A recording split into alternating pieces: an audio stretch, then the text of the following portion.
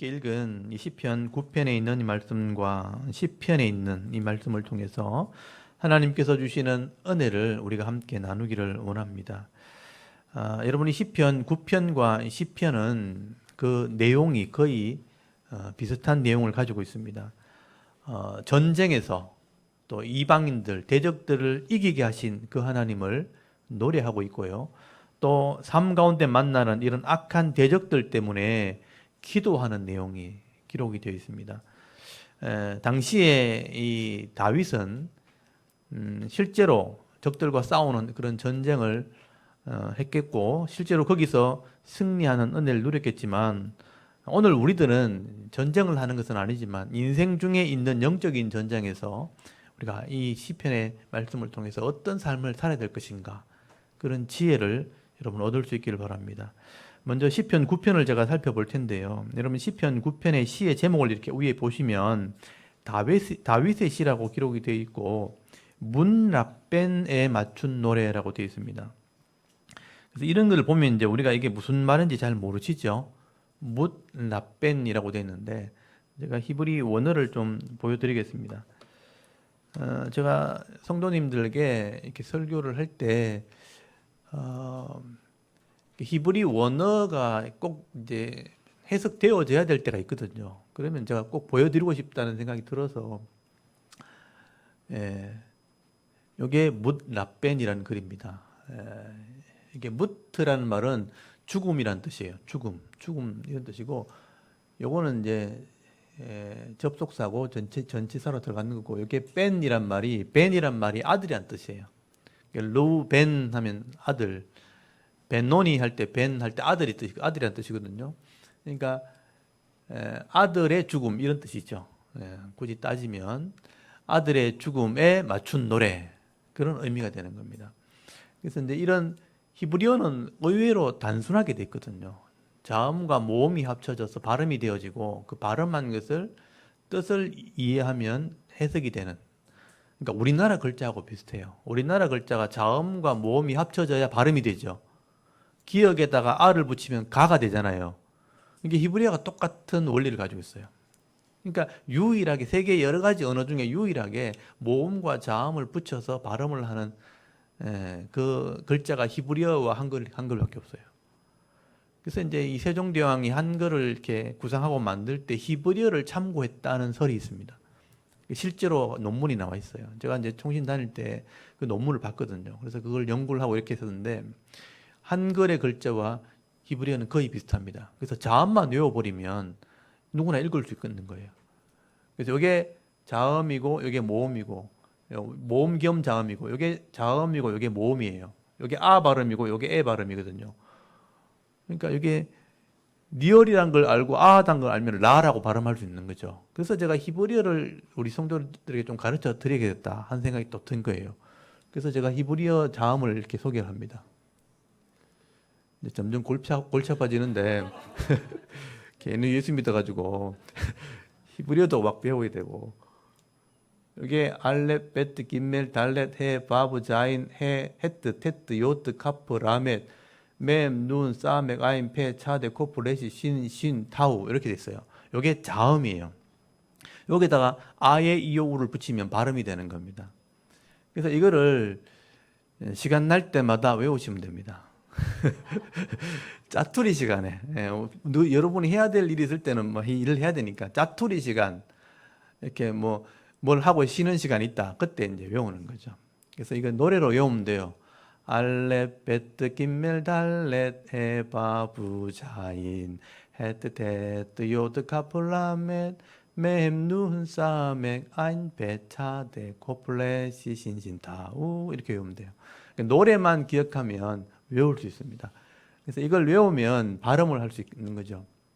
히브리어는 이렇게 오른쪽에서 왼쪽으로 반대로 돼 있어요. 왼손 쓰는 사람이 더 유리하게 돼 있어요. 오른손 쓰는 사람이 더 힘들어요. 이게 거꾸로 써야 되니까. 저도 이거 연습 굉장히 많이 했습니다. 잘 쓰려고. 히브리어를 써야 되니까 저는. 이게 이제 지난번에 보여드리려고 해도 못 보여줬던 토라, 티귿 발음에 오 발음이 들어가면 토. 이거는 레시, 그러니까 리얼 발음에 아니까 토라 이렇게 되는 거예요. 이게 율법 또는 법령, 계명 이런 의미를 가지고 있어요. 토라 많이 들어보셨죠? 모세오경을 토라라고 합니다. 이게 이제 하나님의 이름이에요. 예수 믿는 사람은 하나님 이름 정도는 알고 있어야 되잖아요.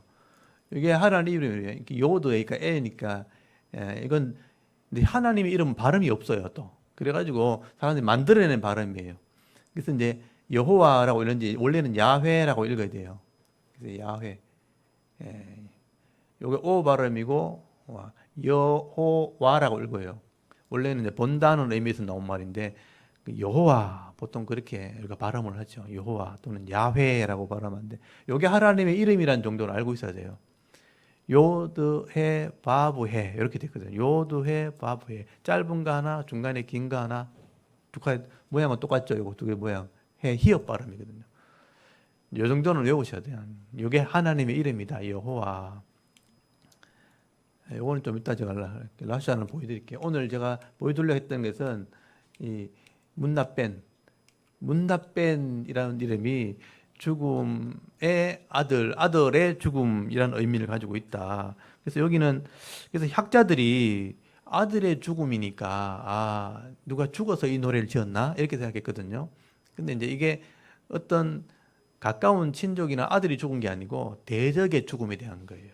적들의 죽음에 대해서 부른 노래니까 승리의 노래가 된 거죠. 그래서 전쟁에서 이긴 다윗이 불렀던 노래. 왜 그러냐면 내용을 쭉 읽어보면 알 수 있는 거예요. 내용을 읽어보니까 아들이 죽었거나 누가 자기 식구가 죽은 얘기 아닌 거예요. 대적들을 이기게 하신 하나님이니까 그 대적들을 이기게 하신 전쟁에 이기게 하신 그 하나님을 찬송하는 노래라고 해석을 하게 됩니다.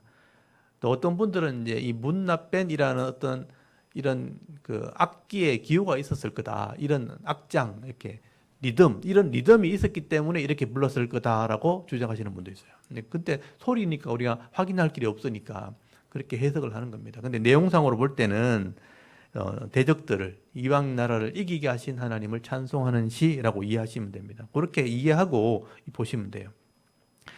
그래서 시편 9편은 다윗이 전쟁에 승리했을 때 이방인들에게 이겼을 때 승리하면서 하나님께 찬송했던 하나님의 이름을 높였던 그런 내용입니다.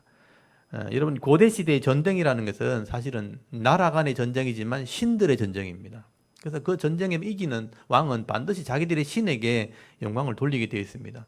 그리고 어떤 왕들은 자기 업적을 기리기 위해서 전쟁비를 만들죠. 성전비 이런 걸 만들어서 세우기도 합니다. 근데 오늘 본문의 이 다윗은 주위에 있는 나라들 이런 이방인들을 점령을 하게 되었을 때 내가 이긴 게 아니라 그렇게 얘기해요. 하나님께서 이 이방 나라들을 심판하신 것이다 라는 해석을 하게 되는 이게 굉장히 중요한 관점이에요. 그래서 내가 이겼지만 하나님이 이방 나라를 나를 통해 심판하신 거다. 그래서 하나님의 주권을 노래하게 된다는 것입니다. 이게 신앙이라는 거예요. 그래서 1절부터 3절까지 한번 보십시오. 다윗이 대적들을 이긴 내용을 소개를 합니다. 내가 전심으로 여호와께 감사한다 그러죠. 감사하며 주의 모든 기이한 일을 전하리다. 어떤 하나님이 놀라운 일을 행하셨다는 거죠. 내가 주를 기뻐하고 즐거워하며 지존하신 주의 이름을 찬송하리니 왜냐하면 내 원수들이 물러갔을 때 원수가 이제 대적들이죠. 원수가 물러갔을 때 주 앞에서 넘어져 망함이니다.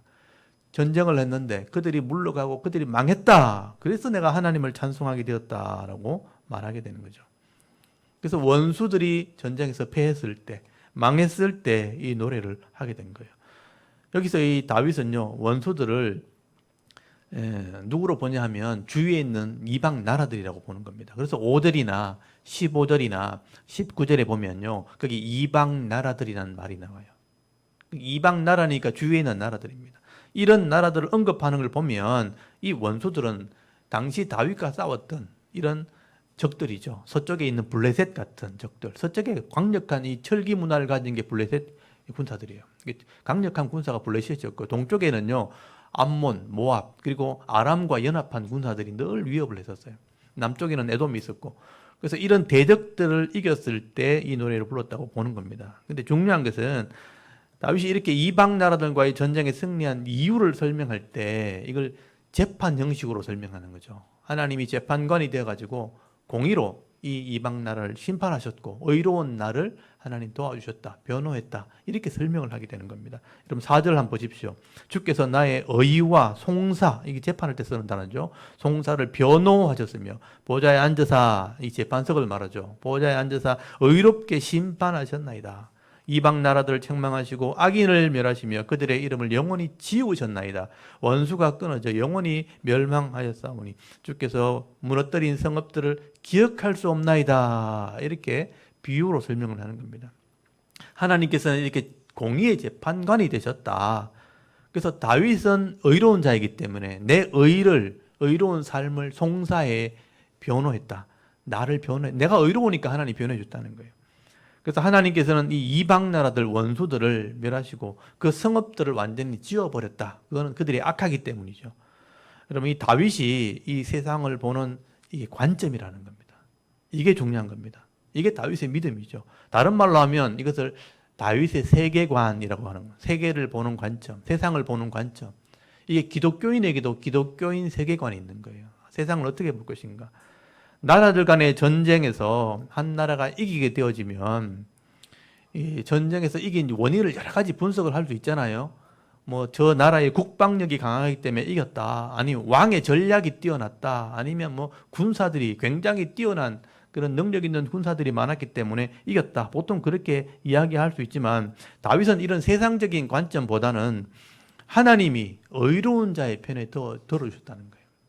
하나님은 재판장이시기 때문에 의로운 자의 편을 들어주시고 악한 자는 심판한다는 그런 관점으로 세상을 보고 있다는 겁니다. 이게 다윗의 세상을 보는 세계관입니다. 적어도 이 다윗의 생각에는요, 하나님께서는 의로운 재판장이시기 때문에, 공의로 재판하시기 때문에 의로운 나라와 그 백성들에게는 반드시 복을 주신다는 그런 믿음이 있는 겁니다. 여러분이 그런 믿음을 가지셔야 되는 거죠. 그래서 전쟁의 승리는 사람의 많고 적음이나 군사의 강함에 있는 게 아니라는 거예요. 누가 하나님 편에 서 있느냐, 그게 이길 수 있는 비결이다라고 다윗은 늘 얘기를 하는 겁니다. 이 전쟁에 보통 고대 시대는 수가 많아야 이긴다고 생각하거든요. 그래서 군대를 많이 양성하는 겁니다. 근데 다윗은 그렇게 하지 않았다는 거죠. 전쟁에 수에 많고 이김에 승리가 있는 게 아니다. 내가 하나님 편에 서 있을 때 하나님이 우리를 이기게 하신다.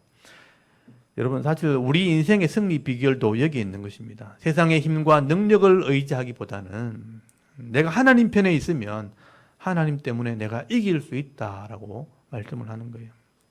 근데 보통 이렇게 얘기하면 단순하게 그러면 하나님만 의지하면 다 되나 이렇게 오해할 수 있는 거죠. 우리가 세상에 있으면 돈도 그럼 필요 없고 뭐 스펙도 필요 없고 그다음에 무슨 내가 권력도 필요 없겠네 그렇게 얘기하는 건 아니죠. 그건 아닙니다. 여러분 기본적으로 우리가 준비해야 될 일들은 최선을 다해 준비해야 되는 거죠. 학업도 해야 되고 스펙도 쌓아야 내가 할 수 있는 여건 속에 해야 돼. 그게 은사라는 거예요. 내게 주신 은사 안에서는요 내가 최선을 다했어요. 공부를 잘하는 사람들은요 지식을 쌓아야 돼요. 재능 있는 사람들은요 예체능으로 나가는 게 맞죠.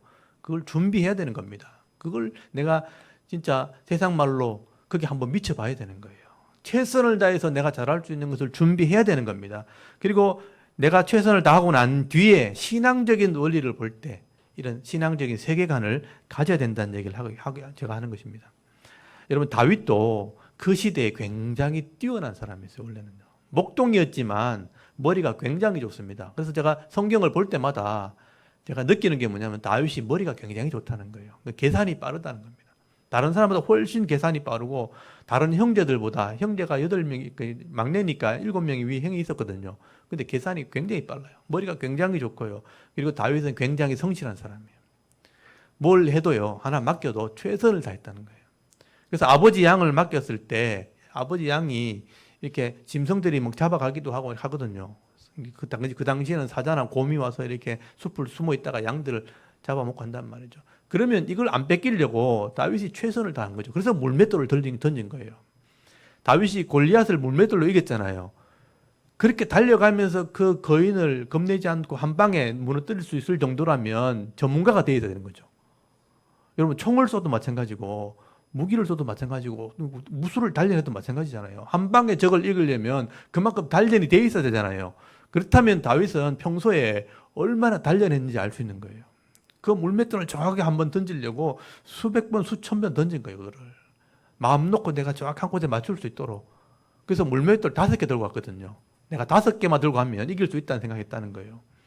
그러니까 물맷돌에는 전문가가 된 거예요. 그러니까 여러분 직장 생활할 때는요, 내가 맡은 직장에는 전문가가 돼야 된다는 거예요. 다윗이 그만큼 뛰어난 사람이었어요. 그리고 양을 칠 때 성실하게 이 양을 지켰어요. 잃어버리면 안 되니까. 짐승이 만약에 새끼를 물고 가면 따라가서 수염을 붙들고 이렇게 넘어뜨려서 빼앗았다고 되어 있어요. 웬만하면 사자나 곰이 물러가면요, 겁나서 도망 다니는데 다윗은 그렇게 하지 않았다는 거예요.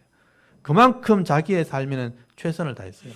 성실했던 사람이고 능력 면에서, 실력 면에서는요, 최고로 준비된 사람이었습니다. 그러니까 골리앗 앞에 섰을 때 아무도 나서지 않았는데 나서서 이겼잖아요. 준비된 사람이기 때문에 가능한 것입니다. 그렇기 때문에 다윗은 최선을 다하는 삶을 살되 신앙관, 세계관은 악인의 편에는 내가 서지 않는다. 이게 신앙이라는 거예요. 적어도 나는 악인의 편에 서지 않는다. 하나님 편에 서게 될 것이다. 그래서 여러분 7절 한번 보십시오.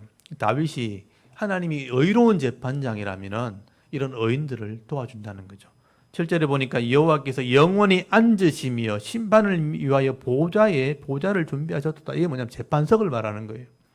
공의로 세계를 심판하시며 정직으로, 이게 공평으로 만민을 판결을 내리시도. 이거 줄을 쳐놓으시고 굉장히 중요한 단어입니다. 여호와는 압제당하는 자의 요새시고 환난 때 요새시로다. 여호와여 주의 이름을 아는 자는 주를 의지하오니 이는 주를 찾는 자를 버리지 아니함심이니이다. 하나님이 재판장이라는 것을 다윗이 지금 고백을 하고 있잖아요. 이게 다윗의 신앙 고백이라고 할 수 있습니다. 하나님은 공평한 재판장이라. 그래서 어떻게 재판하는가? 공의로 세계를 재판한다는 거예요. 공평으로 만민을, 이 만민이라는 단어는 모든 나라를 의미합니다. 모든 나라를 판결하시는 분이다. 그래서 여기 세계라는 단어가 들어갔다는 게 중요해요. 세계. 이스라엘만 다스리는 게 아니죠. 그래서 이방 나라를 다스리는, 세계를 하나님이 다스리시는 분이다. 재판하시는 분이라. 그래서 공평하게 이 땅을 다스리시는데 만민이라는 단어를 썼죠. 만민은 모든 나라 또는 모든 백성을 판결하시는 분이 하나님이라고 고백을 하게 되는 겁니다. 그래서 이 다윗은 이스라엘만 하나님이 다스리시거나 판단하는 게 아니라는 거예요. 세계를, 만민을, 모든 백성을 재판하시는 재판장이시죠. 그래서 압제당하는 자, 환난당하는 자, 이게 뭐냐면 정직한 자를 말하는 거죠. 악을 행하지 않으려고 하니까 그런 사람들에게 고통을 당하는, 압제당하는 자는 보통 의인을 얘기하는 겁니다. 그래서 말세에 가난한 자, 핍박받는 자는 의인을 얘기하는 거예요. 그래서 이런 압제당하는 자, 환난당하는 자가 하나님이 요새가 된다. 하나님이 내 피난처가 된다. 요새란 말은 피난처라는 뜻입니다. 주의 이름을 알고 의지하는 자와 또 주를 찾는 자는 하나님이 절대로 버리지 않는 분이다. 왜냐하면 공평한 재판장이시기 때문에. 그게 신앙 고백이죠. 여러분, 이 땅에 있는 권력자들은 좀 그렇지 않죠. 이 땅의 권력자들은 나름대로 공의를 가지고 한다 하지만 사실은 정치하시는 분들 보면 자기 유익을 위해서 많이 합니다. 자기 정당을 위해서, 또 자기 유익을 위해서 판단을 하기도 하고 정치를 하죠. 또 재판을 하는 재판관도 마찬가지입니다. 이 민주주의는 이제 권력이 분리되어 있죠. 재판하는 권력이 따로 있고 정치하는 권력이 따로 있죠. 다 가져버리면 동체하니까. 그래서 재판하는 재판부, 이 법무, 법을 관리하는 재판장들, 이 재판하는 분들도 공평하게 재판해야 되는데 지금 보니까 그렇지 않죠. 자기 편에 유리하게 재판하는 게 많습니다. 또 권력층에 이렇게 유리하도록 재판하는 것도 많습니다. 그러나 우리가 하나님을 믿기 때문에, 하나님은 공의로 재판하신 분, 하나님이시기 때문에, 그래서 우리가 소망을 가지는 거죠. 사람은 공평하게 못합니다. 그렇지만 하나님은 공평하시기 때문에 그런 공평한 재판을 통해서 나라를 심판하시기도 하고 권력자를 심판하시는 분이 하나님이십니다. 그래서 저는 하나님을 믿기 때문에 그래도 소망을 가지게 되는 거죠. 하나님께서는 공의로 이 땅을 다스리시기 때문에 악한 권력자는 반드시 심판하는 것입니다. 오늘 저와 여러분도 이런 공의와 정의로 이 땅을 다스리시는 그 하나님을 여러분 믿고 신뢰할 수 있길 바랍니다. 그렇기 때문에 오늘 우리가 하나님 말씀대로 순종하는 삶을 살고 또 하나님 편에 있어야 하나님이 내 편이 되어주시는 거죠. 우리의 변호자가 되어주시고 우리를 위해서 싸워주시는 것입니다. 그래서 여러분 12절 말씀에 보시면 11절부터 12절까지 말씀에 보시면 이 백성들에게 믿음을 가지라고 이 말씀을 기록을 하게 됩니다. 어떻게 보면 우리에게 주시는 말씀, 이게 11절 말씀입니다. 여러분 11절 말씀 보시면 너희는 그랬으니까 그 당시에 다윗이 백성들에게 하는 말이죠. 너희는 시온에 계신 여호와를 찬송하며 그의 행사를 백성 중에 선포할지어다. 뭘 선포하느냐? 피 흘림을 신문하는 이가 그들을 기억하시며 가난한 자, 이 겸손한 자를 말합니다. 겸손한 자의 부르짖음을 잊지 아니하시는도다라고 선포하라는 것입니다. 하나님이 이런 분이라는 거죠. 그래서 성도들은 세상에 이걸 선포해야 되는 거죠. 하나님은 이 땅에서 어떻게 우리를 다스리시는가, 어떻게 행하시는지를 선포해라. 그리고 그 하나님을 믿고 전해라는 것입니다. 하나님께서는 이렇게 악을 행하는, 다른 사람에게 피 흘리는, 그러니까 악을 행함으로 다른 사람을 괴롭히는, 피해를 입히는 자는 반드시 하나님 찾아내서 심판하시는 분이라는 거예요. 그리고 이 하나님을 믿기 때문에 우리가 하나님 믿는 사람을 좀 힘들기는 하지만 겸손하게 엎드려서 하나님께 부르짖는 거죠. 그렇게 하나님께 겸손히 엎드려 부르짖는 자는 하나님 절대로 잊지 않으신다는 겁니다. 그걸 믿으라는 것입니다. 그리고 13절부터 보시면 다윗이 기도하는 내용이에요. 13절부터는 다윗의 기도와 선포와 이 기도가 반복이 되어집니다. 여러분 13절에 보니까 여호와여 내게 은혜를 베푸소서, 이건 기도죠. 내게 은혜를 베푸소서. 왜냐하면 나를 사망의 문에서 일으키시는 주여, 나를 미워하는 자에게서 받는 나의 고통을 보소서. 그리하시면 내가 주의 찬송을 다 전할 것이요 딸 시온의 문에서 주의 구원을 기뻐하리다 하고 기도하는 내용입니다. 이게 우리가 해야 될 기도입니다. 우리가 신앙생활 할 때 쉽지 않습니다. 나를 미워하는 자 때문에 고통을 받기도 하고 어려움을 당할 때가 있다는 것이죠. 그때 하나님께 기도하는 거죠. 하나님, 내가 이렇게 의를 행하는데, 바르게 살려고 하는데 고통당하고 있습니다. 나를 좀 보십시오. 그리고 은혜를 베풀어 주십시오 라고 기도해야 되는 겁니다. 그렇게 하시면 내가 하나님을 찬송하겠습니다. 하나님이 나를 구원해 주실 때 내가 기뻐하겠습니다 라고 기도하는 것입니다. 이게 우리의 기도해야 되는 거죠. 여러분이 평소에 기도할 때 이런 내용을 가지고 기도하셔야 돼요. 어려운 사람 만났을 때 하나님 좀 보십시오. 은혜 베푸십시오. 내가 하나님 찬송하겠습니다. 기뻐하겠습니다 라고 기도해야 되는 겁니다. 그리고 다윗은 믿음으로 선포를 하게 됩니다. 여러분 15절부터 18절까지 보시면요, 악인들은 이렇게 된다는 거예요. 악인들은 이렇게 된다.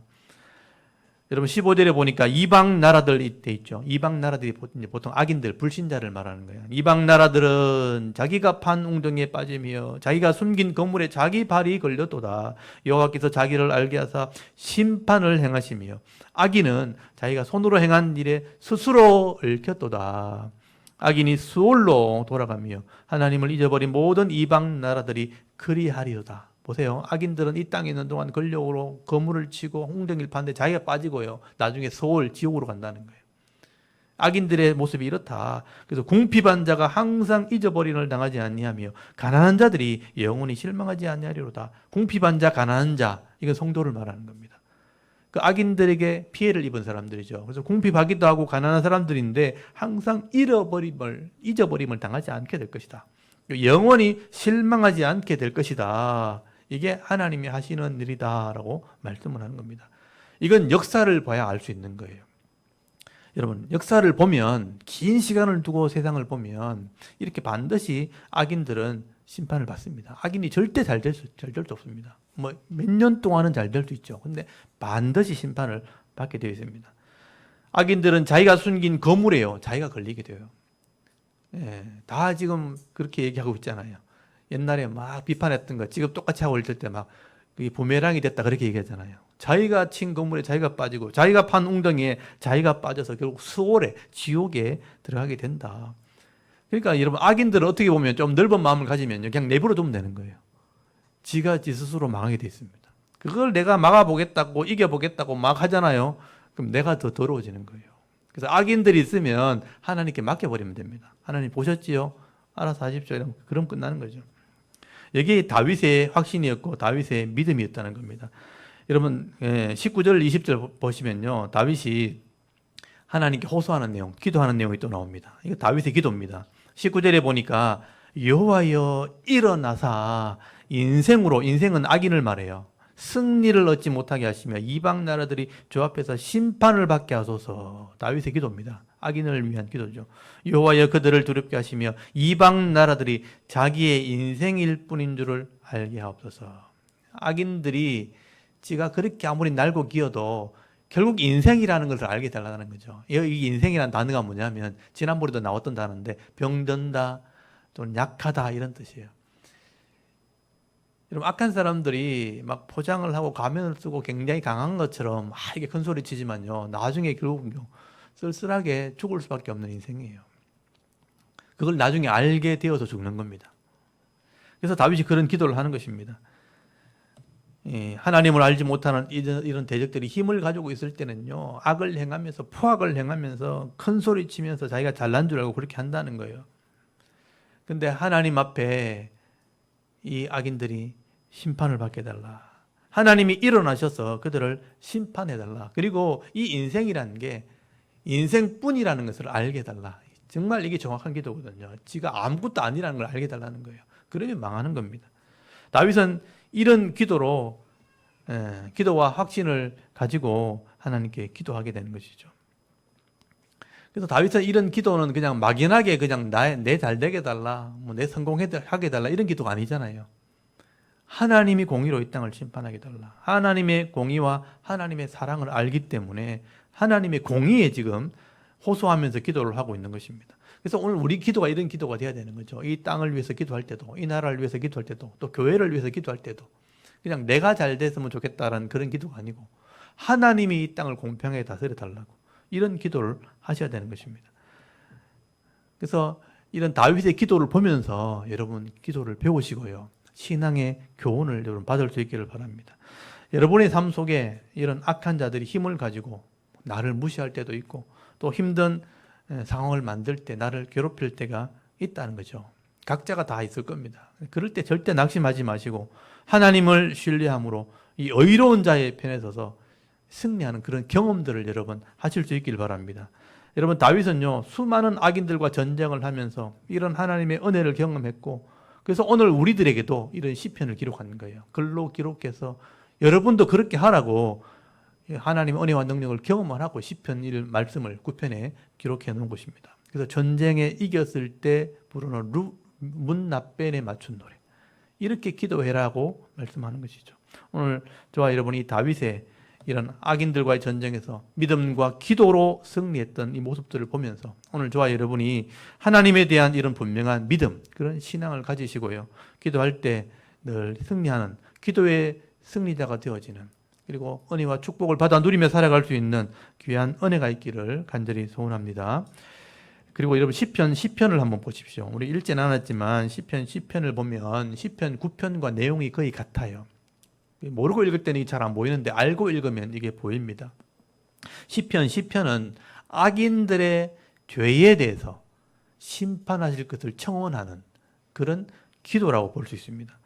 그래서 시편은 그게 이제 두 부분으로 나눠져요. 악인에 대한 고발, 얼마나 악인이 악한지 1절에서 11절까지가 악인에 대한 고발입니다.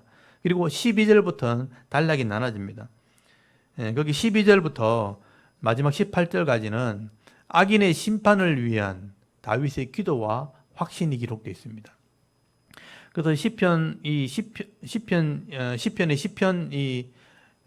시제를 보면 없지만 시편의 위에는 제목이 없죠.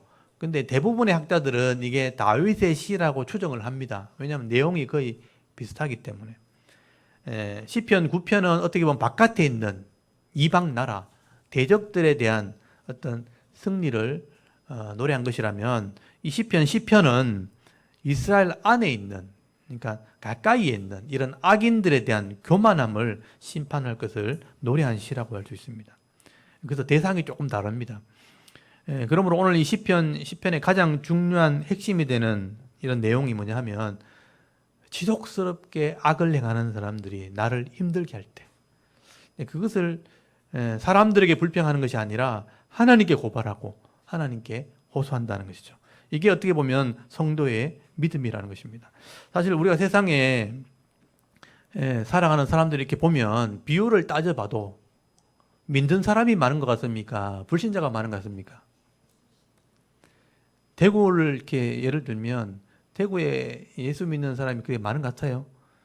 별로 없죠, 그죠? 뭐 5%도 안 된다, 뭐 몇 프로도 안 된다 이렇게 얘기하거든요. 100%로 봤을 때, 그러니까 수적으로 따져봐도 우리가 살아가는 삶의 영역에 보면 대부분 불신자가 더 많은 거예요. 훨씬 악한 사람이 더 많습니다. 그러니까 세상에는 하나님에 대한 두려움이 별로 없는 거죠. 하나님에 대한 신앙이 없으니까 하나님에 대한 두려움이 없고 죄를 지어도 죄에 대한 뉘우침이 별로 없어요. 이게 죄라고 생각하지 않는 거죠. 그런 세상의 문화가 있는 것이죠. 그래서 근데 이익관계가 딱 부딪히면 나하고 문제가 딱 생기면 사람들이 선을 선택하기보다는 악을 선택할 가능성이 훨씬 많은 겁니다. 그래서 우리 주위에 이런 죄의 일들이 많이 일어나고 악한 대적들의 일들이 많이 일어나게 되는 것입니다. 그런데 우리가 이런 세상 속에서 이런 악한 자를 실제로 만났다면 어떻게 될 것인가? 내가 더 센 사람을 불러와서 이길 건가? 더 센 사람한테 이렇게 해가지고 저걸 완전 목사발 낼 건가? 아니면 하나님을 선택할 건가? 믿음을 선택할 건가? 그걸 선택을 해야 되는 거예요. 항상 그런 선택을 하며 살아가야 되는 것입니다. 여러분, 하나님 알지 못하는 사람들은 나와 만났을 때 나를 얕잡아 보겠죠. 더 악하게 할 겁니다. 더 강하게, 더 악하게 그렇게 할 겁니다. 저 사람이 왜 나를 괴롭게 하나? 이러면서 왜 나를 힘들게 하나? 그러면서 이제 악한 것을 선택하겠지요. 그러나 오늘 이 시편에 나오는 시편 10편에 나오는 이 시편 기자는 이런 괴롭힘을 당하고 환난을 당했을 때 세상적인 방법을 선택하지 않고요. 자기 억울함을 누구한테 구하냐면 하나님께 구하는 거예요. 이걸 보셔야 됩니다. 하나님께 구하고 하나님께 고발을 합니다. 이게 신앙이라는 거죠. 여러분 1절 한번 보십시오. 시편 1절 보시면 여호와여 어찌하여 멀리 서시며 어찌하여 환난 때 숨으시나이까 이렇게 얘기하죠. 악한 자 나왔죠. 요 악한 자가 제일 먼저 나오는데 이걸 동그라미 치시면 이 악한 자가 핵심입니다. 오늘 내용에 악한 자가 교만하여 가련한 자를 심히 가련한 자는 이제 핍박당하는 성도를 말하죠. 가련한 자를 심히 압박하오니 그들이 자기가 베푼 꾀에 빠지게 하소서라고 호소를 지금 하고 있는 겁니다. 여러분 2절에 잘 보시면요, 이게 악한 자라는 게 이제 포악한 자, 악한 자, 악을 행한 게 법을 어긴 사람 이런 의미가 있거든요. 그래서 제가 단어를 아까 준비해놨는데 제가 보여드리면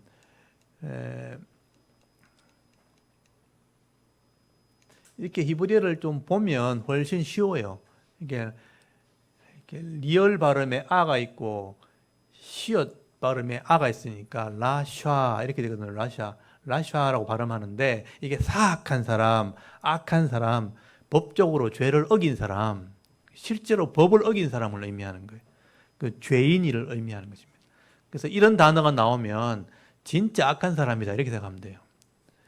그래서 라샤가 진짜 악한 사람, 법을 무시하는 사람, 어긴 사람이죠.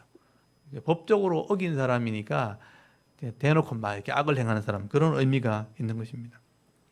여러분, 이런 악한 사람이 이런 권력을 가지게 되어질 때 법을 무시하고 나를 괴롭히는 거예요. 원래 그럴 때 있죠. 힘을 가진 사람이 법적으로 싹 피해가면서 나를 괴롭힐 때 있단 말이에요. 완전히 나를 이제 올가매는 것이죠. 그래서 압박을 하고 포악을 행하게 되는 것이죠. 그래서 이제 그것 때문에 막 큰 소리치고 무시하는 일들을 하게 되는 것입니다. 이 시편 기자는 이럴 때 하나님이 나를 도와주지 않는다. 그래서 보면 1절에 어찌하여 좀 멀리서 구경하고 계십니까? 나 지금 이렇게 고통을 당하는데 이 악한 사람들이 나를 압박을 하고 있는데 하나님 왜 멀리 서서 아무것도 하지 않습니까? 라고 지금 따지는 거죠. 이럴 때 있죠. 나는 잘하려고 하는데 착하게 사는데 저 악한 사람이 나를 막 법적으로 막 이렇게 나를 달려들 때 방법이 없는 거예요. 하나님 뭐 하십니까? 이럴 때 있죠. 그 호소를 지금 하고 있는 것입니다. 그래서 이제 이 악한 사람이 얼마나 악한 사람인지를 고발해야 될 거 아니에요. 그것도 시편 기자가요. 2절부터 보시면 이 악한 자가 얼마나 이 악한 사람인지 고발을 하는 내용이에요. 그래서 이 악한 자를 좀 심판해 달라는 겁니다. 그래서 거기 2절에 보니까 악한 자가 교만하여 가련한 자를 심히 압박하오니 그들이 자기가 베푼 꾀에 빠지다. 그러니까 가련한 자는 이제 정직하게 살려고 하는 그런 사람을 보고 하는 말이거든요. 근데 3절에 보니까 이 악인은 그의 마음에 욕심을 자랑하며 탐욕을 부리는 자는 여호와를 배반하여 멸시하나이다. 욕심과 탐욕이라는 단어가 나오죠. 그리고 4절에 악인은 그의 교만한 얼굴로 말하기를 여호와께서 이를 감찰하지 아니하신다 하며 그의 모든 사상에 하나님이 없다 하나이다 이렇게 얘기한다 그러죠. 이런 악인입니다.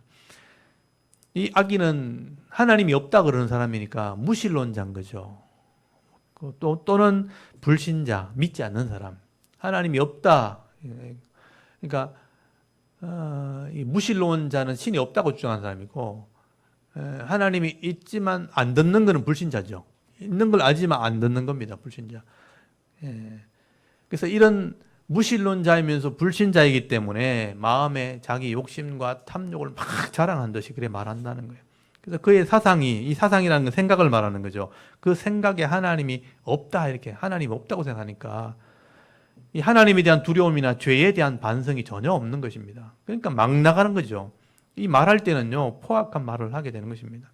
하나님이 우리를 지켜보지 않는다. 하나님 없으니까 우리를 어떻게 지켜보냐. 하나님 없는데 그러면서 막 말을 하는 거죠. 그래서 5절을 보시면요. 그의 길은 언제든지 견고하고 주의 심판은 높아서 그에게 미치지 못하오니 그는 그의 모든 대적을 멸시한다는 거죠. 그러니까 자기가 이렇게 든든하게 서 있으니까 아무도 하나님 없으니까 나를 이렇게 어떻게 못한다는 겁니다. 7절에 보니까요. 그 입에서 어떤 말이 나옵니까? 7절에 보면 그 입에는 거짓과 저주와 거짓과 포악이 충만하다고 되어 있죠. 그리고 혀 밑에는요. 잔해와 죄악이 있다. 그래서 자기 이익을 위해서 온갖 악한 말을 다 할 수 있는 그런 사람이죠. 거짓은 기본이고 거짓말은 기본이고 그다음 저주하는 것, 다른 사람을 올가매는 거죠.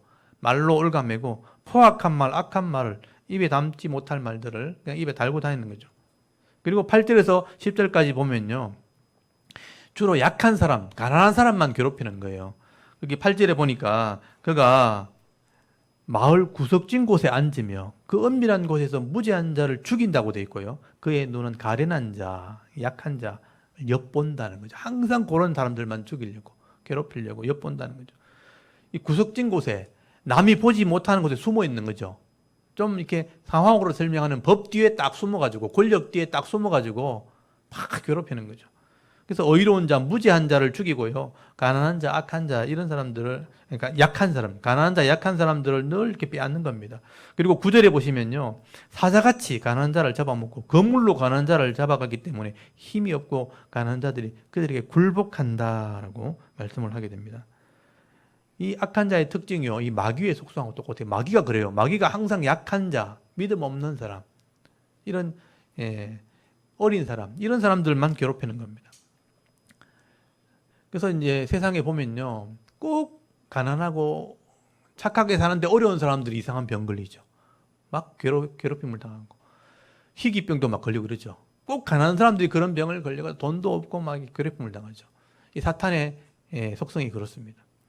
돈 있는 사람, 악한 사람들은요, 이렇게 악을 행하기 때문에 권력을 가지는 거죠. 악을 해가지고 권력과 돈을 가지기 때문에 그냥 내버려 두면 스스로 망하거든요. 약한 사람들은 그냥 악한 사람 내버려 둡니다. 병도 안 걸리고 그냥 내버려 둬버려요.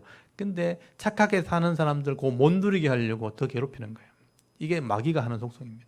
가난한 사람, 약한 사람이 더 힘들게 살게 만드는 거죠. 그래서 못 누리게 만드는 게 이제 사탄의 전략이라는 거죠. 그래서 이 악한 사람들이요, 꼭 그런 사람들만 괴롭히는 것입니다. 그래서 여러분, 죄악이 만연하게 되면 악한 사람이 더 성공하게 됩니다.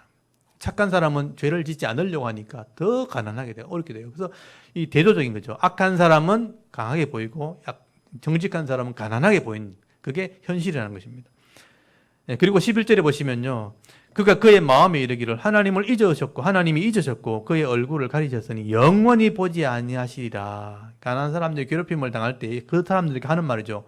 하나님은 가난한 사람 관심도 없다. 약한 사람에게 하나님 쳐다보지도 않는다. 그러면서 하나님이 얼굴을 가지셨다. 너희들 도와주지 않는다. 이런 말을 한다는 겁니다. 여러분, 이게 다 어떻게 보면 하나님을 믿지 않는 사람들의 악한 모습을 설명하고 있는 거예요. 그리고 겉으로 드러나는 악한 사람들의 모습을 지금 설명하고 있는 것입니다. 이게 지금 11절까지죠. 그러니까 3절부터 11절까지가 악한 사람들의 속성, 악한 사람들에 대한 고발이라고 보시면 되는 것입니다. 그래서 이 시편 기자가요. 하나님께서 이런 악한 자를 좀 찾아내라고 좀 찾아낼 때까지 찾아내가지고 하나님 좀 심판해달라고.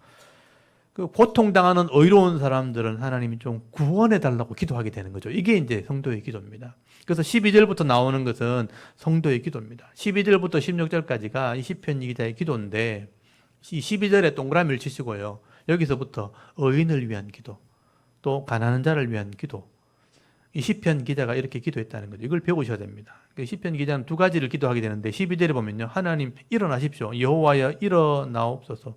아까도 보면 하나님 일어나라고 다윗이 기도하죠.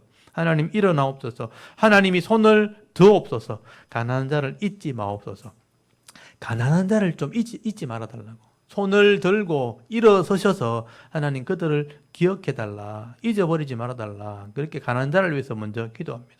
13절에 보면요, 어찌하여 악인이 하나님을 멸시하여 그의 마음에 이르기를 주는 감찰하지 아니하시리라 하나이까. 악인들이 큰 소리치게 만듭니까? 주께서는 보셨나이다. 주는 재앙과 원한을 감찰하시고 주의 손으로 갚으려 하시오니 의로운 자가 주를 의지하나이다. 주는 벌써부터 고아를 도우시는 이신이다. 이 부분을 잘 보셔야 되는데요, 여러분, 하나님께서는 이런 의로운 자, 가난한 자들을 도와주시는 분인 거예요.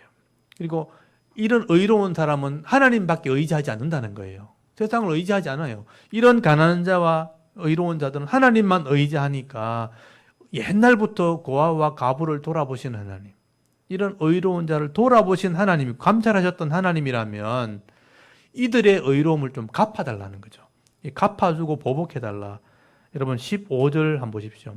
악인의 팔을 꺾으소서. 악한 자의 악을 더 이상 찾아낼 수 없을 때까지 찾으소서. 악을 찾아달라는 거예요. 여호와께서 영원무원하도록 왕이시니, 여기 왕이라는 표현도 잘 보셔야 됩니다. 하나님이 다스린다는 거죠. 여호와께서는 영원무궁토록 왕이시니 이방 나라들이 주의 땅에서 멸망하였나이다. 하나님께서 우리 왕이시기 때문에 이방 나라를, 아까 시편 9편에 나왔잖아요. 이방 나라를 다 멸망시켰던 그분이 하나님 아닙니까? 이제는 우리 속에 있는 이 악한 사람들, 이런 악인들을 좀 찾아내달라는 거예요. 좀 찾아내서 찾을 때까지 찾으셔서 그 악한 자의 팔을 좀 꺾어달라. 팔을 꺾어달라는 게 뭐냐면 심판해달라는 거예요. 여러분 이런 기도를 하시면 돼요. 악한 사람이 있을 때 저들의 팔을 꺾으시옵소서. 능력을 없애달라는 뜻이거든요. 팔이 능력을 상징하거든요. 저들의 능력을 꺾으시옵소서라고 기도해야 되는 거죠. 여러분 이 시편 기자는 아직 문제는 해결되지 않았지만 이런 악한 자들이 큰 소리치지 않도록, 큰 소리치지 못하도록 믿음을 잃지 않고 지금 기도한다는 게 중요한 겁니다. 하나님께서는 의인들을 좀 잊지 마시고 의로운 자들의 편을 좀 들어주시고 또 악인들의 팔을 좀 꺾어달라, 그렇게 기도하는 겁니다. 제가 볼 때 이게 이제 교회가 해야 될 기도인 거죠.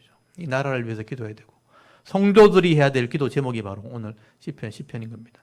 그래서 17절에서 18절까지 보시면요, 아직 응답은 되지 않았지만 이 시편 기자는 이런 믿음과 이런 확신을 가지고 기도합니다. 이 기도의 근거죠. 17절에 보니까 여호와여 주는 겸손한 자의 소원을 들으셨사오니, 이 겸손한 자가 하나님 백성을 의미하는 겁니다. 겸손한 자의 소원을 들으셨사오니, 이제 과거형이거든요. 그들의 마음을 준비시켜서, 이게 준비시킨다는 말에 거기 번호가 달려 있죠. 거기 밑에 다른 해석이 나오죠. 견고하게 하셔서, 그들의 마음을 준비한다, 단련한다, 준비시킨다, 견고하게 하셔서 귀를 기울여 들으시고 고아와 압제당하는 자를 위하여 심판하사 세상에 속한 자가 다시는 위협하지 못하게 하시리다 하고 고백을 하게 되는 거죠. 여호와 하나님께서 과거에도 늘 겸손한 자의 이런 소원을 들어주셨다는 거죠. 이게 과거 완료형입니다. 과거에 그렇게 하셨던 분이라는 거예요. 하나님께서 이렇게 겸손한 자의 소원을 들어주셨기 때문에 이제는 겸손한 자의 도움이 좀 되어주셨으면 좋겠습니다. 현실 가운데 은혜를 베풀어달라. 앞으로도 그렇게 해달라는 것을 믿겠다는 거죠. 이게 시편 기자의 믿음인 거죠. 그래서 지금 잠깐은 좀 고난을 지금 하나님 허락하셨지만 하나님께서 반드시 이 악한 자를 찾아서 심판하시고 또 가난한 자, 겸손한 자들에게 은혜 베푸시는 분이라는 것을 이 시편 기자는 확신을 하고 있기 때문에 지금 이 기도를 할 수 있는 것입니다. 여러분 어떻게 보면 이 시편 기자의 모습이 참 무기력해 보일 수도 있죠. 혼자 앉아가지고 기도만 하고 있으니까. 근데 사실은 이게 사실 제일 강한 모습인 거죠. 우리가 역사를 보면 이것을 확인할 수가 있는 것입니다. 비록 악한 자들이요, 세상에서 힘을 가지고 부정과 부패를 행하고 잠시 동안은 잘 나가는 것처럼 그렇게 보일 수 있습니다. 그렇지만 시간이 지나고 나면 결국은 정직한 자가 이기게 되고요. 또 의로운 자에게 복을 주신다는 것은 우리가 확인할 수 있게 되는 것입니다. 그런데 여러분, 우리가 현실 속에서 이런 믿음을 좀 가지기 쉽지 않잖아요. 왜 이걸 쉽게 못 가지냐 하면 의인의 열매나 악인의 심판은 눈앞에서 바로 이루어지지 않습니다. 시간이 걸리는 겁니다. 하나님께서 역사 가운데 때가 되었을 때 그렇게 심판하시는데 왜 하나님께서 그렇게 하시냐면 의인들의 믿음이 진짜 믿음인지를 확인해야 되는 거예요. 그리고 악인들의 이 죄가 있을 때 하나님 악인의 죽는 것을 기뻐하지 않습니다. 하나님. 악인도 하나님 백성이니까 돌아올 기회를 주시는 거예요. 악인들도 돌아올 기회를 하나님 계속 주십니다. 돌아올 기회를 계속 주셨는데도 불구하고 안 돌아왔을 때 심판하는 거예요. 그래서 그게 시간이 좀 걸리는 거죠. 제가 역사를 보면서 이것을 깨닫게 된 거죠. 분명히 저 사람 악한 사람인데 왜 지금 안 망하지? 내 때는 안 망할 수 있어요. 근데 하나님의 때는 망한 거예요. 근데 그 악인도 돌아오게 하려고 하나님이 애를 쓰죠. 회개시키고 돌아오게 하려고. 근데 끝까지 안 돌아오면 하나님이 심판하실 수밖에 없는 겁니다. 그래서 시간이 좀 걸린다는 거죠. 그래서 역사 속에서 하나님은 반드시 의인에게 보상을 해주시고요. 악인들은 심판하시는 분인데 내가 살아가는 이 현실 속에서는 그게 시간이 좀 걸리는 거죠. 그걸 볼 수 있는 눈이 좀 필요해요. 그게 그렇게 보는 관점이 바로 기독교인적인 세계관이에요.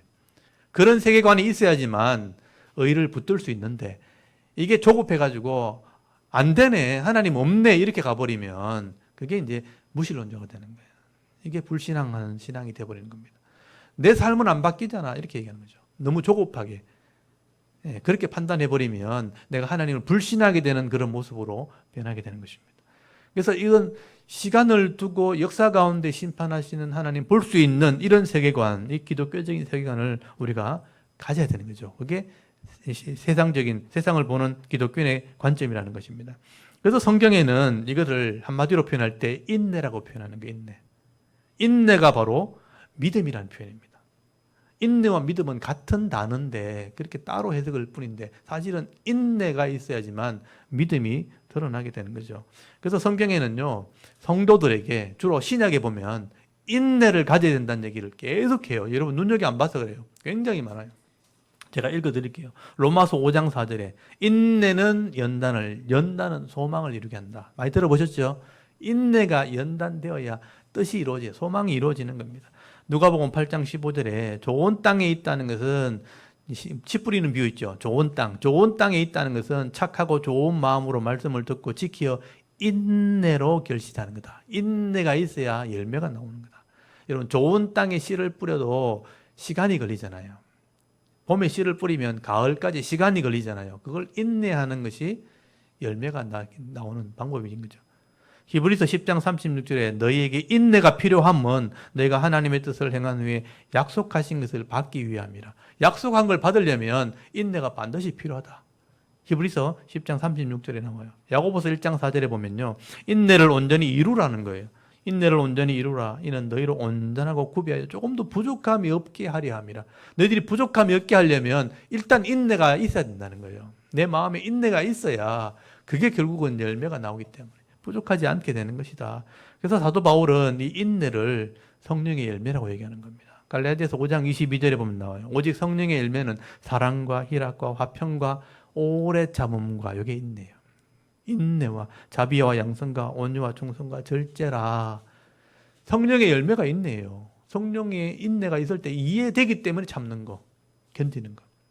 이해가 안 되면 못 참죠, 사람이. 저 사람이 악한데 분명히 망할 걸 아는데 이해하니까 인내하는 겁니다. 이해 안 하면요, 달라들어야 되잖아요. 인내하는 것은 믿음인 거죠. 베드로후서 1장 5절에서 7절까지 보면 신의 성품이 나와요. 하나님의 성품을 베드로가 얘기하게 됩니다. 그러므로 너희가 더욱 힘써 너희의 믿음의 덕의 지식의 절제에 인내를 더해라. 인내가 나와요. 믿음만 해결되는 게 아니죠. 믿음의 덕이 있어요. 그다음에 지식도 있어요. 지식의 절제 인내까지 있어야 되는 거죠. 사랑으로 나오는 열매를 맺죠. 그래서 인내가 반드시 있어야 된다는 얘기를 성경에 계속 얘기하게 되는 겁니다. 그래서 현실과 하나님이 주시는 역사 가운데 이룰 역사를 같이 볼 수 있는 인내가 필요한 거죠. 이게 우리의 신앙입니다. 여러분 인내가 곧 믿음이고요. 성령의 열매이기도 하고 신의 성품, 하나님의 성품이기도 하고 성도가 반드시 지녀야 할 신앙의 자세입니다. 신앙의 자세가 인내라는 거죠. 그러므로 우리가 이 시편 기자의 기도를 보면서요, 현실의 이 억울함 속에서도 이런 인내의 성품을 가지고 기도하는 이 신앙을 여러분 배울 수 있으세요. 그래서 시편을 자세히 보시면서 이 시편 기자의 기도를 배울 수 있길 바랍니다. 그게 성도의 믿음입니다. 여러분 진짜 믿음은 어떤 상황에도 변하면 안 되는 거잖아요. 그게 믿음이잖아요.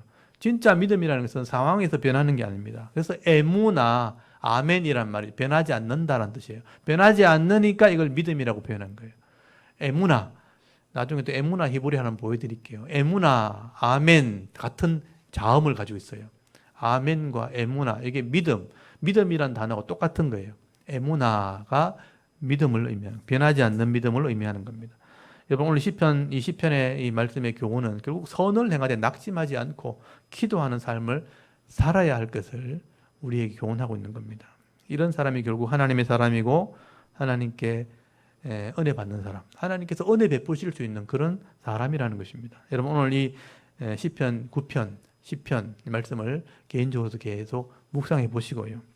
이 시편 기자들의 이 고백처럼 오늘 이 세상도 악한 사람이 점점 더 악해지고 거짓과 포악함으로 하나님을 부인하는 그런 삶을 살아가지만 우리 성도들은 이런 세상 속에서 여전히 하나님을 신뢰하고 또 기도하는 중에 하나님께서 예배해 놓으신 이런 은혜와 이런 분복을 받아 누리며 살아갈 수 있는 진짜 믿음 있는 성도들이 다 되실 수 있기를 주의 이름으로 축원합니다. 아멘.